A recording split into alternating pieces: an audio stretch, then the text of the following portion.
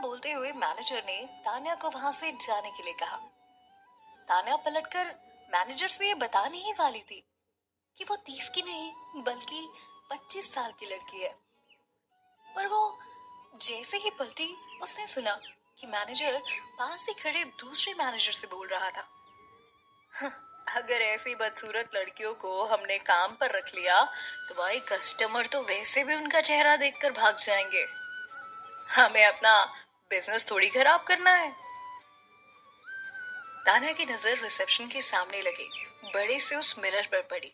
खुद को देखकर वो खुद से डर गई। उसने देखा कि मिरर में झुर्रियों में कैद एक औरत खड़ी थी। खुद को ऐसे देखकर वो अपनी आंखों पर यकीन नहीं कर पा रही थी।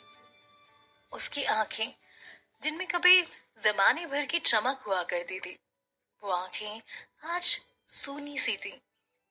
उसके चेहरे की चमक कहीं खो सी गई थी। उसके चेहरे को देखकर कहीं से भी ये नहीं लग रहा था कि वो 25 साल की है। वाकई वो अपनी एज से 10 साल ज्यादा ही दिख रही थी। खुद को ऐसे देखकर तान्या भी शॉक थी। उसने अपनी हालत के लिए खुद को ही जिम्मेदार माना। हाँ, वो किसी और को भी जिम्मेदार मानती, पर हर चीज के लिए वक्त को जिम्मेदार मानना उसकी आदत में नहीं था। खुद को ऐसे देखकर वो बस चुपचाप होटल से बाहर आ रही थी कि उतने में उसकी नजर मर्सिडीज पर पड़ी, जो तेजी से होटल की तरफ आ रही थी। उस बड़ी सी मर्सिडीज की जगमगाती रोशनी को वो इतने गौर से देखने लगी कि उसकी आंखें गाड़ी पर आती रोशनी पर ही टिक गई। वो होटल के पास ही खड़ी हो गई। वो बस उस बड़ी सी गाड़ी को देखती रह गई। न जाने क्यों उसकी नजर उस गाड़ी से हट ही नहीं रही थी।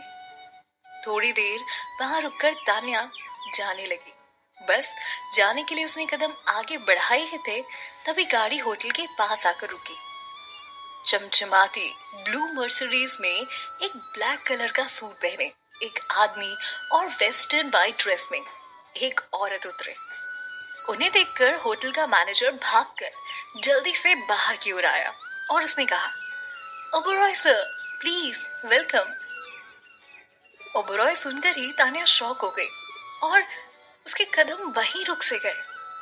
कार से उतरते ही अनु ने कहा, आदित्य, क्या इन सब के बाद तुम आज मेरे साथ शॉपिंग पर चलोगे? आज राजीव का न्यू ड्रेस कलेक्शन आया है, प्लीज कम विथ मी ना। अनु ने एक कपल की तरह आदित्य के हाथों में हाथ डाल रखा था। तभी आदित्य ने उससे हाँ में कहते हुए उससे कहता है, हाँ श्योर, चलते हैं। आदित्य की आवाज सुनकर तान्या वहीं फ्रीज हो गई। वो खुद को रोक नहीं पाई और उसने पीछे पलटकर देख ही लिया। उसकी नजर आदित्य के हैंडसम फेस पर पड़ी। हाँ, ये वही था। तान्या ने कभी नहीं सोचा था कि 3 साल के डिवोर्स के बाद उससे वो इस तरह से मिलेगी। वो बहुत बदसूरत हो गई थी, पर आदित्य आज भी उतना ही हैंडसम और जवान लग रहा था और उसके पास ही खड़ी अनु भी बेहद खूबसूरत और यंग लग रही थी, जितना कि वो 3 साल पहले लगा करती थी। और आखिर वो दोनों एक साथ हो ही गए थे। और फिर अगर तान्या को ना देखें तो इस उम्र के हिसाब से दोनों का ऐसे दिखना कोई सरप्राइज वाली बात नहीं थी। और फिर जैसे ही आदित्य की नजर इधर उधर घूमते हुए तान्या पर गई, उसने पीछे से आवाज दी, तान्या, तुम? आदित्य की आंखों में अविश्वास साफ नजर आ रहा था। तभी तनु भी उसकी साथ बोली, ओ माय गॉड, क्या ये सच में तुम हो तान्या? मुझे तो यकीन ही नहीं हो रहा, क्या हो गया है तुम्हें? तान्या उनसे इस तरह बात नहीं करना चाहती थी, इसलिए मुड़कर जाते हुए उसने धीरे से कहा, आप मुझे गलत समझ रहे हैं। मैं वो नहीं हूं जो आप समझ रहे हैं। तान्या हड़बड़ाई हुई थी। वो उससे इस तरह से नहीं मिलना चाहती थी, बस वो वहां से भाग जाना चाहती थी। किसी भी हाल में वो आज उनका सामना नहीं करना चाहती थी। और वो क्या, उनकी जगह अगर कोई भी औरत हो तो अपने अमीर एक्स हस्बैंड के साथ उसकी पुरानी गर्लफ्रेंड को बिल्कुल भी देखना पसंद नहीं करेगी। और तब तो बिल्कुल भी नहीं जब वो दोनों एक साथ हों और शायद शादी करने वाले हों।